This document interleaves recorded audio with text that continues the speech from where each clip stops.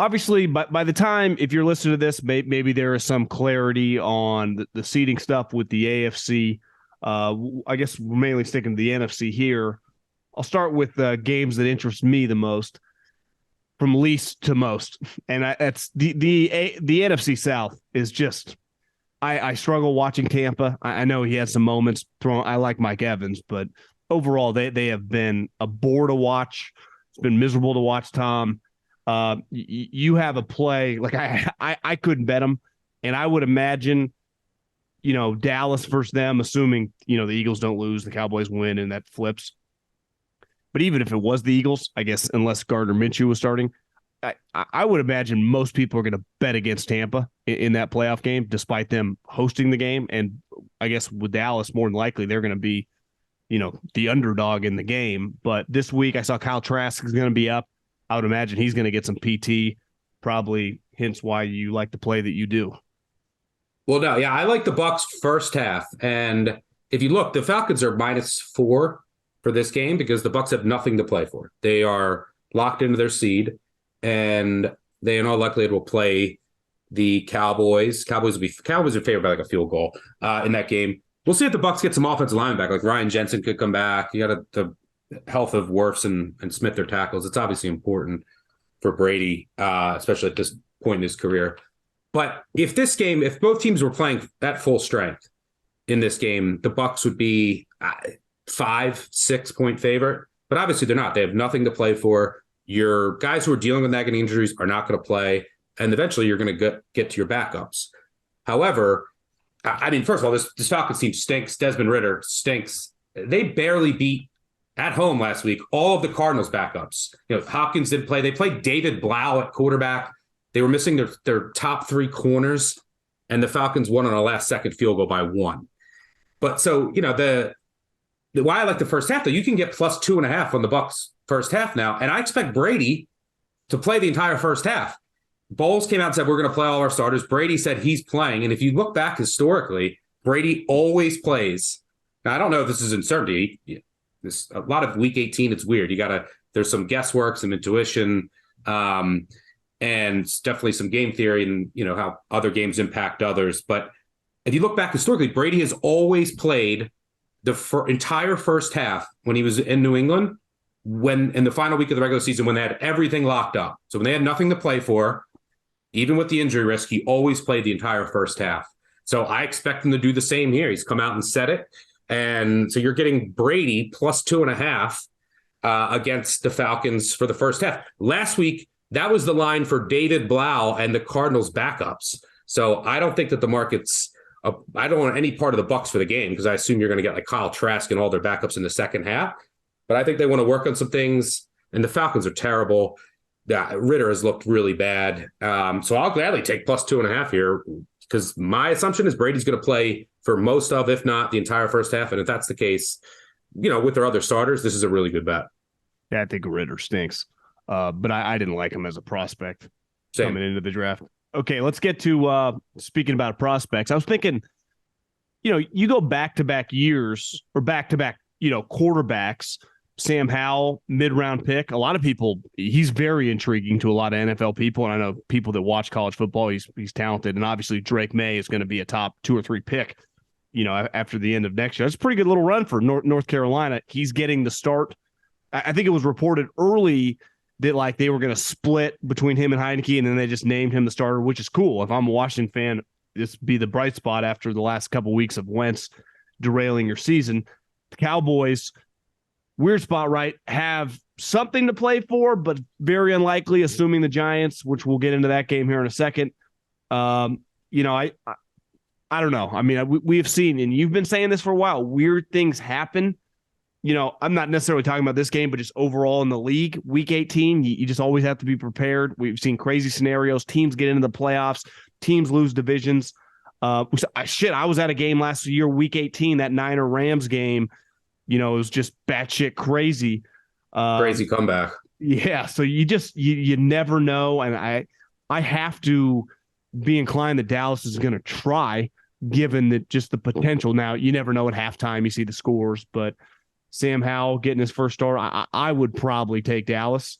in this game, especially when you factor in that Washington, while the coach didn't know, now that it's well established that they're not going to the playoffs.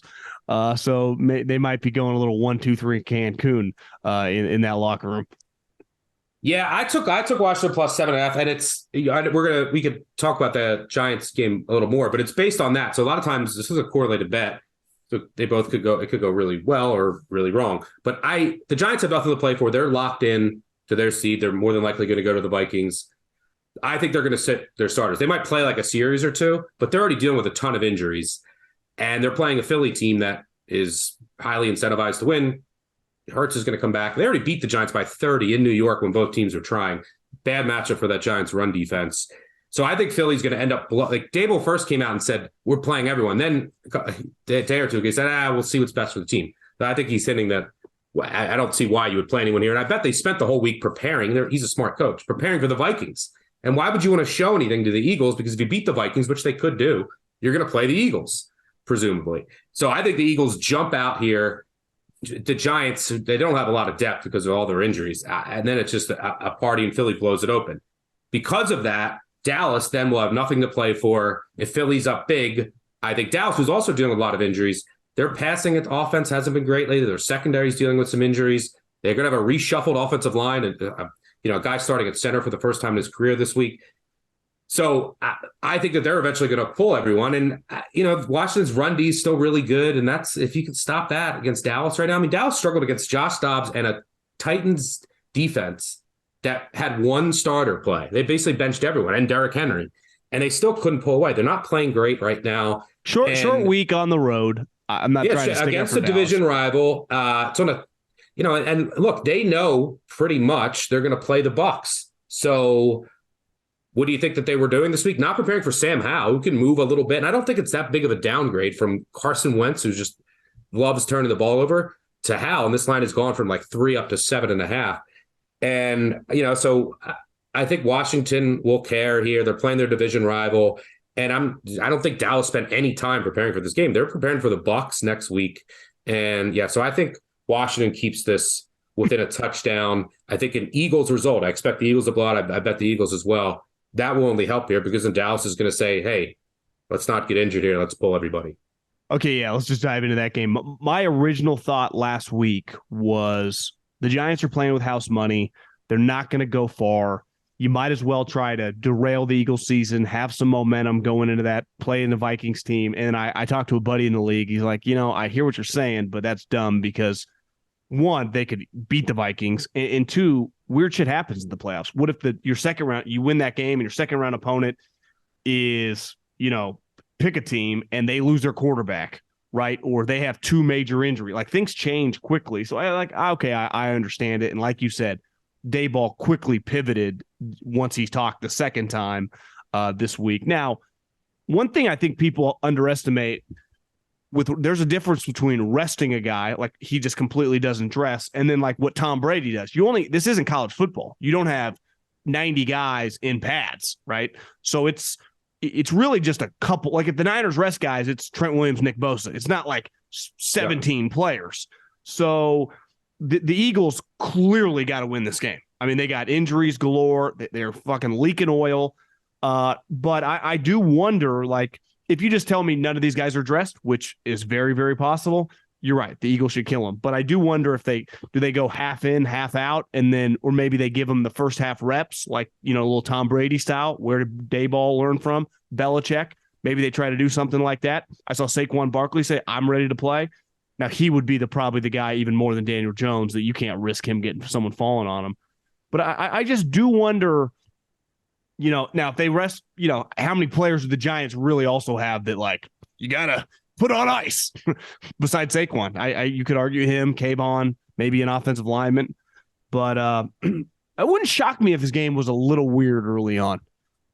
Yeah, I think the Giants, but here's the thing, though. Like you said, the Giants, if they beat the Vikings, which is, they should have. Are we 100% sure Jalen Hurts is playing? I know they haven't technically announced it. It all feels like that. The line reflects it. I'm 99% sure he's going to play, but you can never be 100% sure. But, the Giants would be just Because then you're going to play Philly in two. Why would you show anything? Don't show anything defensively. Don't show anything offensively beyond just risking injury. So I think they're just going to come out completely vanilla. They don't care about this game at all. And look, they're probably going to have to rest. Like Dexter Lawrence, Leonard Williams have been dealing with injuries. Their best interior offensive linemen. Their secondary, Adoree Jackson, Ojulari, who's been dealing with a nagging injury. So like their most important defensive players, especially against the run, which they couldn't stop. Miles Sanders ran for 200 yards up, and they were running up and down the field, which I think the Eagles will be able to do again, especially if the Giants are a bit shorthanded on that defensive line. And I just think they're not going to show anything. And I think Barkley eventually gets pulled. I think they'll get some reps early, but even if they played, for a while, I think the Eagles could just from the home crowd and juiced up for this game. I think the Eagles could extend. And then at that point, why are you trying to come back and risking injury? So even if they tried 100%, I think the Eagles still could extend. And at that point, the Giants will pull people. So, yeah, maybe it's interesting early on, but I just think the Giants organization is too smart to risk injury and to show anything or care about this game because it just does nothing. It just does nothing for you because your chances of winning this game are already very low and you're already locked into an opponent. And I know, or I don't know, but you have to assume Dable was preparing for the Vikings this week. Hey, we have 2 weeks to prepare for our opponent in the playoffs. Why are we going to waste our time with the Eagles this week? I hear you. Well, this NFC West game, which in theory should be interesting, I just think will be.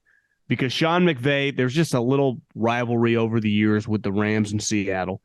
Sean McVay, I saw today, maybe said this on Wednesday, that he called this season a professional failure.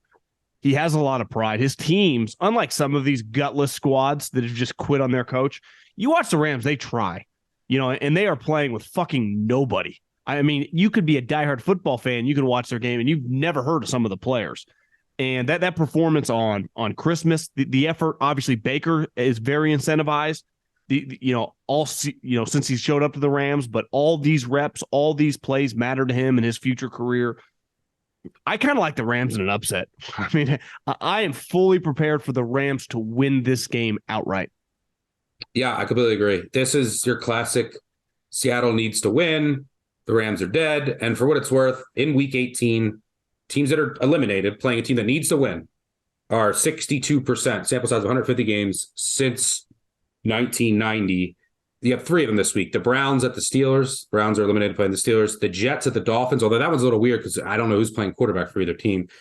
So that one's a little different. And then the Rams at the Seahawks. This is the classic one where Seahawks need to win at home against the Rams, and the Rams will find a way to win. I certainly like them with the points. A funny thing that would happen, which is not going to, though, is if Stafford came off the IR and played to help his old Lions team, because the Lions are eliminated with the Seahawks win. But anyway, it'll be Baker Mayfield, as far as I know. That would be sweet. Yeah, and his most famous loss in Detroit was in the playoffs to Seattle. But I think Baker Mayfield's going to start here. And what is he, he's looked pretty good in McVay's system. And what is he doing well? He's throwing to backs and he's throwing to tight ends. And by the way, Cam Akers has looked really good over the past couple of weeks. And you can run on this Seattle defense, which is now missing Jordan Brooks.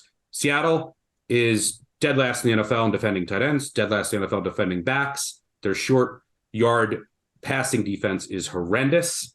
The Rams could take advantage of that here. All the pressure. So one of the reasons why these teams that are eliminated have so much success, because it doesn't make logical sense to, recreational better. One, the line tends to be inflated because you have that just narrative. Oh, this team needs to win playing a team that's playing for nothing. So the line is usually inflated a little bit. But this is a chance for like this. Now this becomes the Rams Super Bowl, a team that won the Super Bowl last year. Hey, let's knock off our division rival. They also can come in and play loose. Whereas the team that needs to win, a lot of times they're playing tight early. We're expected to win this game. All of the pressure's on us. So the Rams can have a lot of fun with this. And the Seattle defense has been trending downward for a while. We don't even know if Lockett's going to play for Seattle. Yeah, this is all Rams. One of my favorite bets of the weekend.